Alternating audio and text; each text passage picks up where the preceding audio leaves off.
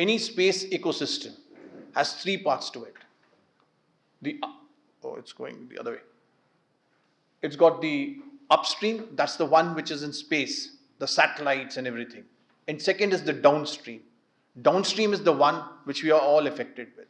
You know, you have your phones, you have your Google Maps on and all this. That's what is the downstream. But when you want military-civil fusion, what becomes more important is that the civilian revenues are being generated. So today, when you use Google, you find the route to this place. Who's getting paid?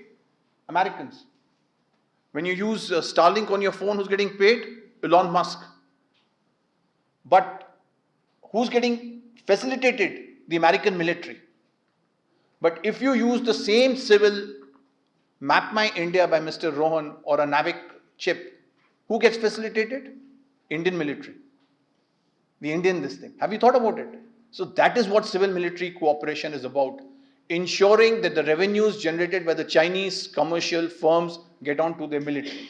With that as the aim, I'll just leave it. All of you will be novices, many of you. Just keep it in your mind, what are you grading China as in their space capabilities? I'll show you what the US stated. Like Olympics 2024, China won 5 golds, 4 silvers and 5 bronzes. Total medal tally ahead of US. And these are the various parts you may not understand. Just to put you simply, understand in space, EO, electro-optical, is like your visual. You're seeing a man.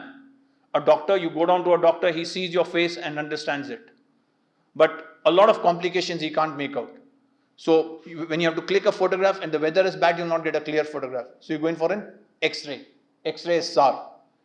And then if you have to go down something lower, you go for a CT scan or MRI, and that's multispectral and hyperspectral. That's how camera functions. You're seeing the satellite growth phenomenally high, but see the quantum. China at 647, USA at 4,723. But that's not what the eye needs to accept.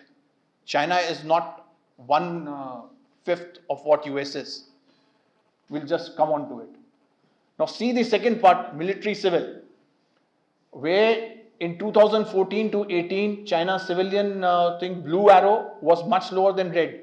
See the tonnages sent. In 2023, it's nearly at par. So there is a significant change. You go ahead, economics, which I talked about. The biggest challenge today is to get lowest cost. Falcon 9 of Starlink, Elon Musk has managed to get it less than $1,000 per kg. So every 1 kg you're sending up in space, he's trying to get it at a lower than $1,000 per kg. That's the cost. Whereas the others are struggling. So reusability, second part, to launch a military satellite, you may do it as much. From 2007 till 2024, you have just come down thrice, 3 times the cost. Whereas on a civilian cost, you have come down 10 times. Because the revenues are getting generated, it becomes easier to produce. And that's where the civil military cooperation has to come in, and I'll highlight those issues exactly. Now, second part which I talked about, you see the 2158 number of communication satellites. Now, out of that 4,000 satellites, 2,000 plus satellites have been launched by one man alone, Elon Musk. And he is an ideal example of space cooperation, civil military. Crossing 400 billion mark, nearly 1/5 of India's economy, 150 countries GDP together, that's what Elon Musk is today. He has the power to speak to the Ukrainian president and deny him during war, I'll not provide you this. And for those 3-4 days, the Ukrainian army did not get any Starlink communication. What is China doing? China challenged, and Elon Musk made fun of China on electric vehicle cars. Today, Tesla is not number 1. The same state, Chinese are struggling in and out, have their civil military cooperation together to have their equivalent of US Starlink. And that's the challenge which we are going to be talking about. Certain lessons from space, my Taiwanese friend beautifully brought out 2 critical lessons. I'll just come a bit later. Now, Wenchuan earthquake. See, there is an earthquake which happens. National disaster management authorities need to move. The satellite up is that upstream in air. That picks up a photograph. The photograph is there of the earthquake where the casualties are taking place. but that doesn't reach the people in time. So the Chinese scientist brings out a lesson, oh, no, we need to reduce the time. The pirates which are to be caught in Africa, they move to a point, but by the time the PLA reaches that point, it is 5 hours late. Why the delay? Because the satellite is up in Africa, the data has to be passed somewhere else. So that time delay. And Chinese work out that we need to reduce this time. Make an Earth observation brain. You are seeing so many, they say it's the fools who learn from own mistakes. The intelligent people learn from others' mistake. And all these conflicts have shown two things. One, what he brought out is the miniaturization of drones, small drones. You have those blanket delivery, you have advertisements coming in, there is someone flying your FPV, the mother orders, the son from home is driving FPV, delivers the coffee while he's driving a boat. The parents are enjoying the same thing being used in military to deliver the ammunition. Second part is the commercialization of the space. Now, commercialization of the space, as you understand, in military there is a term called kill chain. And what the Chinese call it today, a recent phrase, detection means destruction. You're moving on a combat space, you get detected, and it should ensure you're finally destroyed. That is getting enabled by space. When a ship is moving, civilian ship will give out electronic signals. So an L-link satellite will pick up that signal. Or may not. That carrier comes ahead or a civilian ship comes ahead. There is a SAR satellite which I talked about, a radar, something like an X-ray, finds out the steel content. And that doesn't get detected. Then you have an electro-optical. So all that cycle together, and why I'm talking about satellites? Because maximum of these satellites which you'll see ahead are civilians. You see the quantum increase in the civilian satellites. Out of 67 launches, more than 100 kg, 20 were commercial. Only 47 were military. That's what Xi Jinping had to say. To explore the vast cosmos, develop the space industry and build China into a space power. And the pillars are innovation. They've taken a lot of time to catch up. And significantly a lot of time in high-tech engines and high-tech technologies. But what has bridged the gap is the creation of something called the Strategic Support Force in 2015 and today transformed into Aerospace Force. Being right next, putting all those civilian entities together, getting the BDU. I mean, we were talking sometime earlier, the amount of commercial generation which BDU has done and ensured that this place, which at some time you were, where they managed to just come ahead of America for a year and then Elon Musk changed it for America with Space Command also coming up. They have created the Aerospace Force. Now, Aerospace Force has a lot of civilians. Professor Jacob pointed out some time back. So it has a lot of civilians. You have to keep that issue into mind. The dream, we are clear. They have made out fantastic goals of where they need to be, including resource exploration, picking up things from Mars, picking up things from outer planets, and going down and picking up those resources. All the resources crunch, how they need to make it up. Those plans are going completely in place. But what is important is they have identified technologies. Now these technologies are being developed by the civilians. On-orbit intelligent processing, the AI. Processing it, one satellite itself, one doctor, you go, I mean, today what happens? I took my mother, he'll say, oh, this is gastrologist, now you go to this man, and then you go and then MRI done, and then you do. No, what they're doing, one satellite itself will do all your processing and provide you a data in 8 minutes on your mobile. That's what they're looking at. And for that, keep BRI scope in mind. See, money, for Chinese money matters a lot. While also ensuring their regional coverage in the Indo-Pacific Ocean gets covered together. So two aims, military and a civil aim, covered together by a trilogy.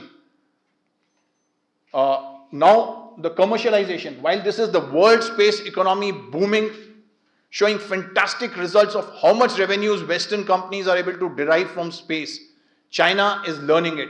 And that's why 2 years back, they talked about sending 10,000 satellites up in air. And now their aim is 35,000 satellites. Today, they are at about 800 plus satellites. 2030, 35,000 satellites. See the difference, which means 5,000 satellites every year they need to send up. And if for those 5,000 satellites you take away, it's about 200,500 tons of material being sent up. What they have done, as someone talked about earlier, the state-owned enterprises. First, the government reform, how the state-owned enterprises have been reformed. And thereafter, those countries, state-owned enterprises combined with the civilians. They have a proper structure in place to ensure, and then they start funding the commercial institutes. And that's not enough. They identify the eras by 2023, how much funding, 2028, how much funding. And then, as Professor Jacob pointed out, you go and give every province responsibility that each province has to have the space policy, has to achieve this kind of a data.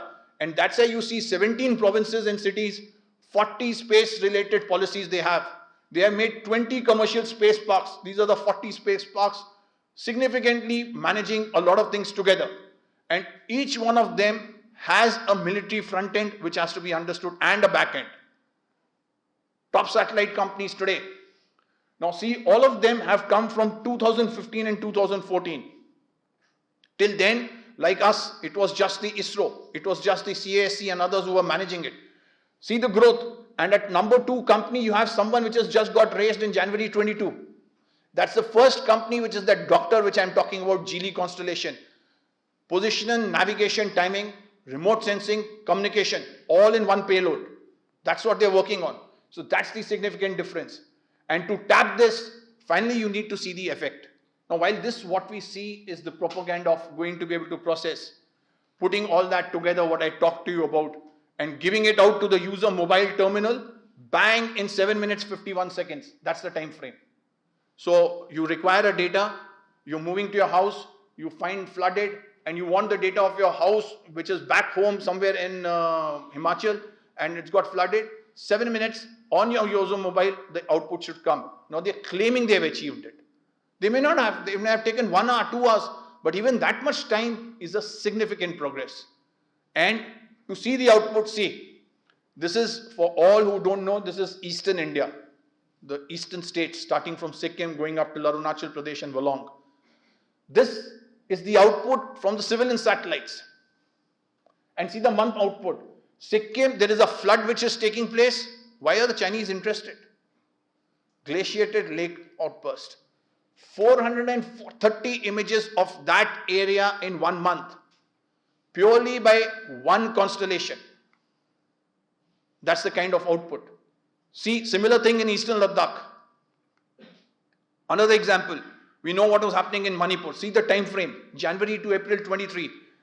Just 12 satellites, 22,610 captures. Civilian satellites. These are not military satellites. You can't get the data of military satellite captures. Civilian satellite captures of our area. So a lot of work going down in getting those companies, but they are not 10 feet tall. They are the same height. Remember that. When you talk about that Western industry, there is only one Chinese industry which was featuring. They're trying their best, but yes, they are short. So commercialization, particularly communication, is a challenge for them. Now, finally, how does that civil commercial fusion affect and impact us? This has got a heavy slide, but it's got a lot of background data. The quantum of satellites today they have up in space, each constellation. And what you see on the right is the military and left is the civilian. And this civilian satellites on various kind of varieties are facilitating them to get the kind of data which I was talking about. Second kind of an image which is geospatially Earth, and you see the layout, the region, Indo-Pacific region. These satellites are fixed. So any movement below them, they're going to be covering the movement. So whether it is Taiwan Strait, their exercises taking place, Indo-Pacific Ocean, they've got their focus clear where they need to pick up the data. This is those picking up the transmissions, informing the other, queuing the satellites, an LN transmission, queuing a SAR, X-ray satellite to pick up and finding out whether the steel is there or not, whether it's a fake, ocean observation satellites. And today, this is the kind of visual picture, if you stand on one place in India, right from 1657 till 1702, 5 minutes, the kind of satellites which will be observing over you, one particular area. And this is Jilin. So, To sum up, gentlemen, see the capacity of the Chinese, Jilin, Superview, and this is a Western assessment. Now, you add the quantum. So from morning 9 o'clock till afternoon about 1 o'clock, the facility has been provided by the civilians. You see the military is up. What is in blue is civil. Less than every 12 minutes, he has the capacity to revisit. And it's not me saying alone. The gold medals, both in imaging, the quality, and the revisit time is for China, being given by America. So understand that. Second, the multispectral. If you are, there is going to be a fake, there's going to be deception, you need multispectral and hyperspectral. The chain, Superview, China Sevai satellite comes up first. Going down to hyperspectral, there is a particular band where China is not functioning well. They cope up with the other band. They are not good on X band, they cope up with the C band. Because they started late, they couldn't have the good frequencies, they had to shift the band. And that's where, somewhere in between the linkages, who gets, who applies, those linkages are being shortened through the civil-military fusion. Military and hence, this civilian capacities, what the military would have desired on its own is on one side. You see just this line, the top one, PLA, then the government, then the commercial. It is the civilian capacities which are enhancing and achieving the desired aims of the military.